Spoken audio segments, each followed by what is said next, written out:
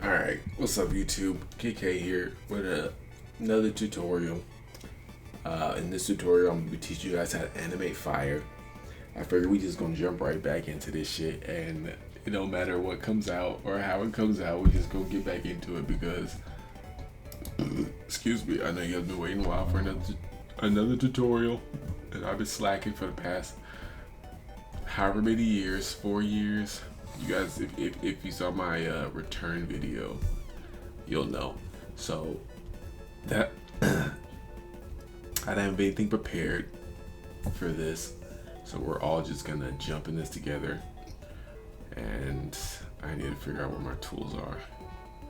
There they go. Okay. How's everybody doing? Hopefully everybody's good during this quarantine season. But as soon as I get myself situated, we gonna start. We gonna start. The first video back, we gonna have keep it raw, keep it real, and tell me how you feel.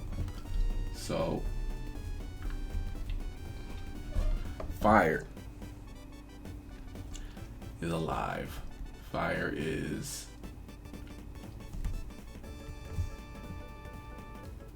dances, fire lives, fire has a source, fire is wild, but controlled at the same time. Now, it depends on what kind of fire.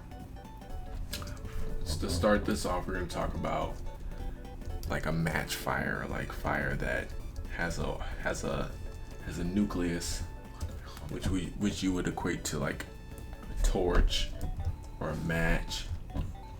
Like there's a source that the fire comes from, and let me draw a little torch first. Hold on, we need the visuals up in here.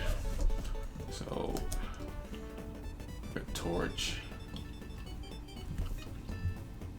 Hold up, you gotta add the visuals, and then the cloth or whatever is where the fire comes from, and then. Hold on, I'm about to get into this drawing real quick. Hold on. It's not gonna take too long, I promise. I'm just gonna get into it. Okay, there you go. So it's like a torch. Or a match. Let me speak clearly. Or a match. But a match and the torch fire are different in a way.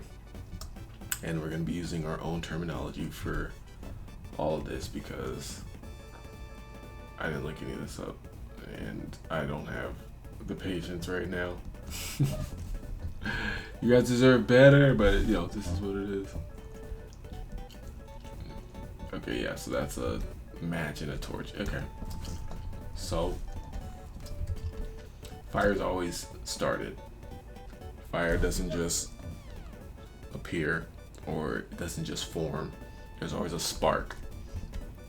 So for now, we're gonna move this nucleus over here. There's always a spark. There's always something that starts it. Always. So if you're animating something that's like, oh, it's magical, boom, whatever, if you just want a magic fire, then magic fire. But if you want to do it at least to a realistic standpoint, it doesn't have to be super realistic. It doesn't have to be like, oh, real life animation. If you're going for that, then go learn about fire so you can animate it better. But just nonsensical exposition coming out of my mouth. Okay. Fire is always ignited. There's always an ignition. So depending on what you're animating, if you're animating like a torch or a match, one, you have to remember that there's a nucleus. There's a point, which is we're going to represent with this sphere after I show you the ignition. So it's the remix to ignition. Is hot and fresh out the kitchen. Mama rolling that body, got any minute. She wishing she sipping on coke and rum. I'm not so what I'm drunk. It's the freaking weekend, baby. I'm about to have me some fun. Right. So we're just gonna do basic fire. This is just a basic tutorial. We can get into more detail if you guys want, but for the sake of this, and all of our sanity, we are going to keep it simple. So, spark. So let's just do how you would spark a match. So you'd have the match head, which would be this guy. We're not just pretend like it's floating right here or something. That was too light. Okay, so let's just say the match head's right here. Let's just see. Okay, all right. So you know what? That's what this guy's for. See, look at me. This is the match head. He's going to be used for this little. This is the nucleus of the match. Boom. This torch, whatever this is, whatever you want this to be. Hand. There's always a spark. Now, I'm gonna do my best to explain this as I'm animating it. All right. So fire always moves upward. At no point would fire ever go down, sideways, or up on its own. It's not or up, it goes up. It would never go in any other direction on its own, okay? If you leave fire to its own devices, it's going to go upward, unless there's wind or motion or an outside force manipulating the fire, or magic, if you want to do magic, manipulating the fire to go in any other direction. So for the sake of this tutorial and just this first example, we're gonna pretend like this fire is not being manipulated in any way from any outside force, and that it's only going up, okay? So keep that in mind. So, real quick, there's a spark. So this is the match head. And the spark doesn't need to be anything more than maybe like 3 frames for a spark, because the spark is the fastest part of the fire. And that's the part that just, it brings life to it, and there's not a whole lot of concentration or anything into it. So we'll just say somebody struck something, and this is like the initial spark. Boom. So it's like it struck. Boom. Boom. Right. Okay. So it struck, and then the fire grows. To the naked eye, it grows quickly, but it still grows. So the spark happens, spark, and then the fire grows, however it grows. Fire always moves in a circular motion, like a cycle. Always in a circular motion, even when it's sitting still and being on its own. If you pay attention to fire and how it moves, it's in a very circular motion. It keeps feeding off itself, you know. So boom, fire, and then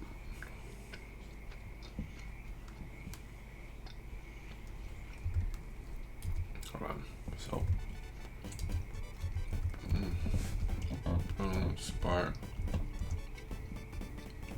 and the ignition is usually pretty. So for the sake of a match, like I said, when fire moves in a circular motion, but there's more than one part to a fire. So you get the spark. Do your best to follow me, and I'll do my best to speak clearly so this all makes sense. Hopefully this all makes sense. So the fire sparks. And if you saw my double framing video, go back and watch that. And we'll go over the basics of double framing and all that stuff. So this is spark, boom, the fire grows however quickly it needs to. But since we're doing a match, it's like a small little pop, and the fire starts moving. And then, like I said, in a circular motion. For a match, there's not a whole lot you have to do, because if you've seen a match fire, it's a pretty still fire, and it's controlled the way that matches burn. So for the sake of for the sake of animation, a match fire, all you'd really need to do is you could either do it like this, make an oval. It doesn't matter what color it is. Then you're gonna get a gradient. I'm using Flash 8 because it's the most basic Flash, and I know that any of you guys can get it. So you don't have to be like, oh, I don't have CS6 or this Flash, so I can't do it. No, you can do it. And I'm gonna make sure you can do it because I got you. So you get radial, you go to the gradient, you go to radial, you change the midsection to a yellow. We're gonna do this together. And then you change the outside to like an orangey yellow. Almost the same yellow with a little bit of red in it. And then you make the yellow alpha channel, or the opacity 0. So that way you get a nice little, if it works, let's see. Did it do it on this fire? It did do it. No, it didn't. Okay, why didn't we? Don't be goofy. Okay, there we go.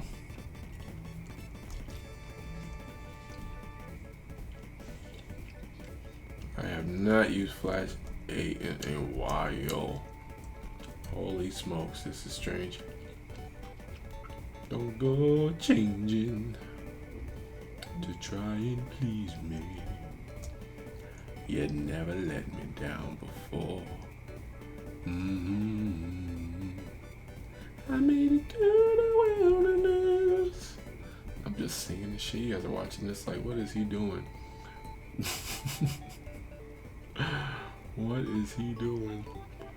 I tell you what I'm doing. I'm going crazy, but we're gonna go crazy together because I feel like that's what some of you guys are down to do. Okay, so the gradient tool in Flash 8 is strange. I don't fully understand it. But if you just want something simple for a match, boom, you can just throw like a little overlay like this over it with a gradient. And animation wise, you can just wiggle it. So hold on, let's do this. We'll have different frames for different types of fire. So boom. So you got the little match. Same ignition principle, but the difference here is there'll be the spark.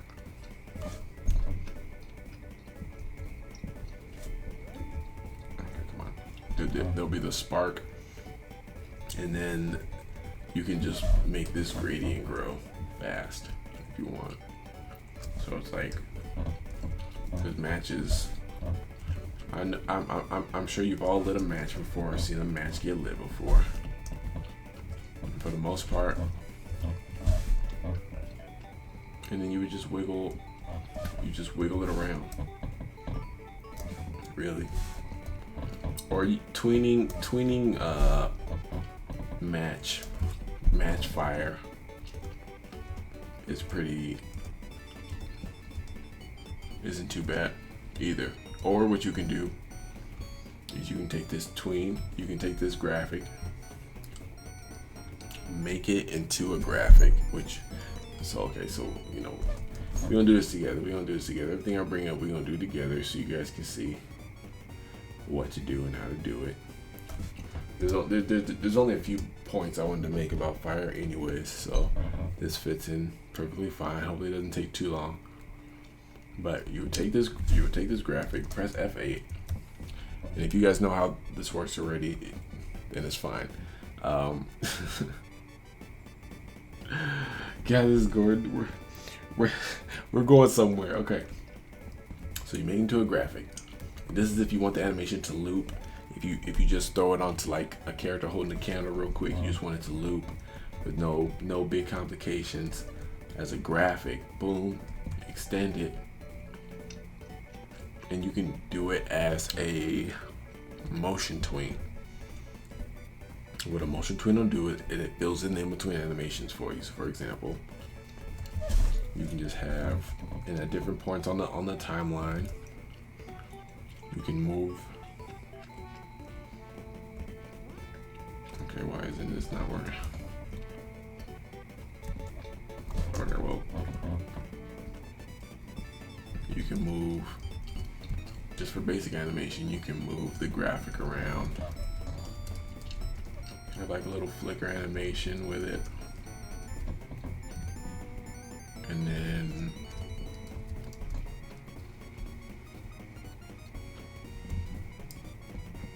it's okay to do an animation in pieces.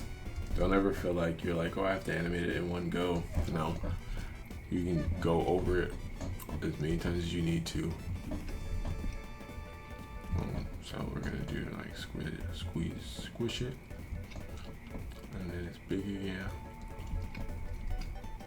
Let me squish it here. Throw in variation with fire, because fire is very, there you go.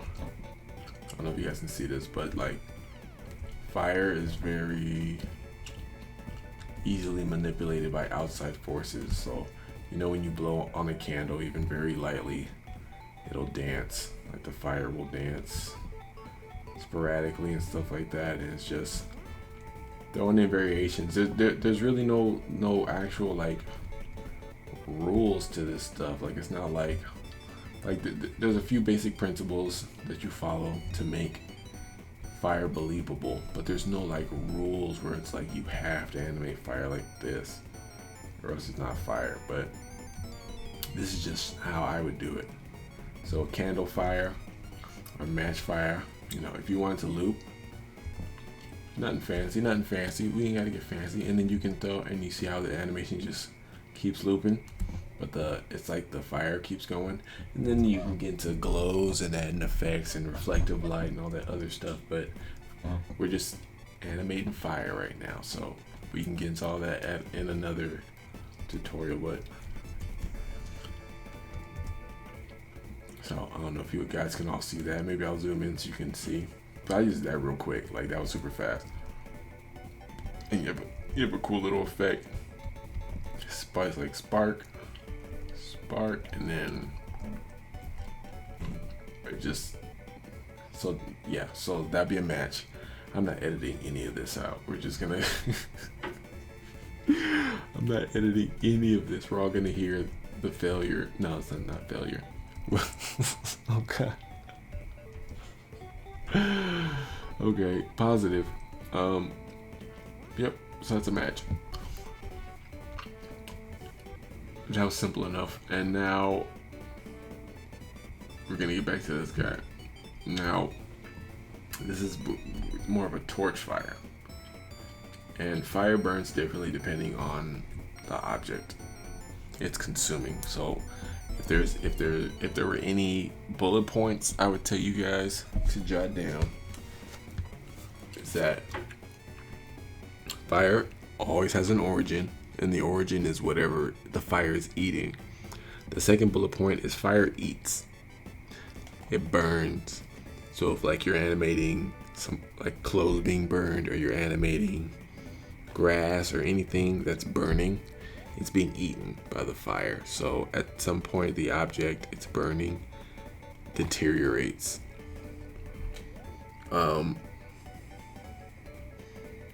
So okay, and there's different types of fires. There's fires with a nucleus, which I just explained, like torches and matches, or like somebody's hand if they're like a wizard or something.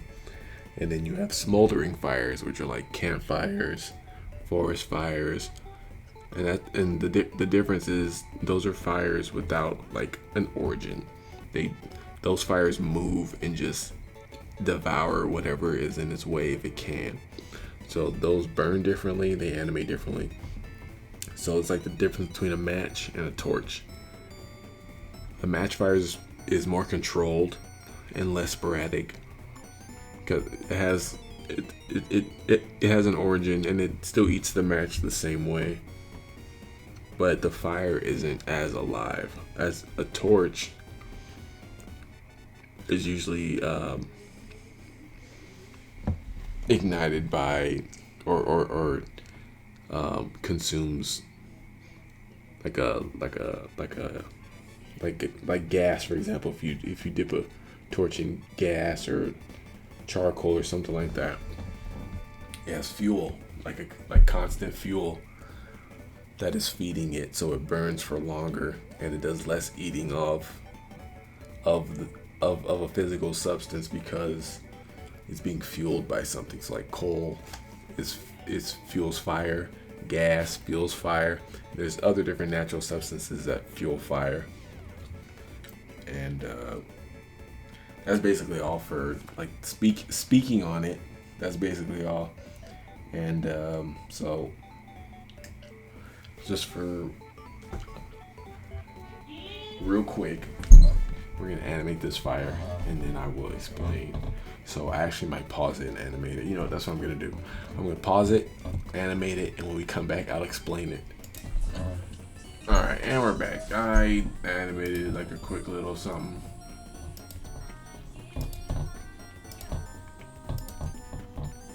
Something just real quick. And I thought of a better way to explain the way fire moves. So fire moves in like a circular motion. Oh, excuse that noise. But fire moves up from the base.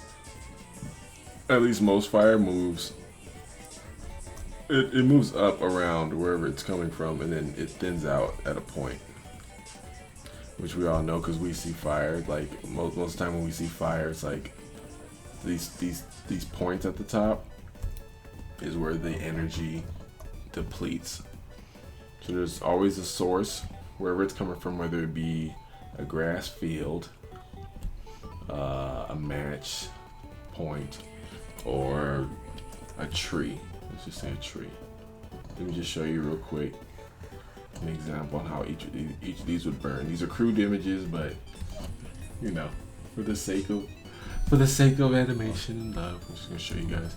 So, like a field, depending on how much there was for the fire to eat, like dry grass or dry plants, this would burn over a wide range. Oh wait, you can't even see that right.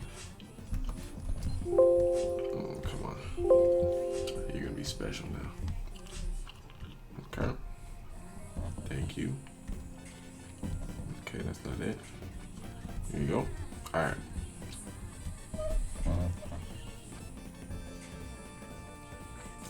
This would burn on a wider range because it's individual fires coming together. So it seems bigger because there's a bunch of individual little fires coming together to make a big fire. And then a match head is basically comes to a point, and the fire for a match moves like this. Let me get a darker color. Moves upwards, but since there's a nucleus, it's like the energy comes. Think of it as the energy coming from the bottom and it being emitted from the top. So the animation flow of the fire is going to be like a bulb from both sides because it's equal. It's like it comes from one source and the energy output is equal. So all around in 3D space, it's like a bulb. Right, and the fire moves upwards, not necessarily in a circular motion like I said earlier. Not necessarily like this in this case, but it's more of like a from the bottom up, like if you watch Pokemon Bulbasaur. And a tree is the same thing.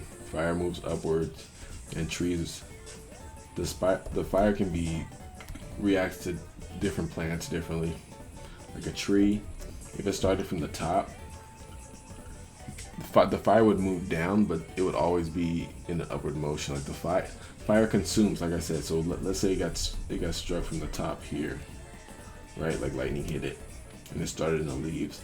The fire would start here, and as moving in the upward motion, would slowly start to consume more and more.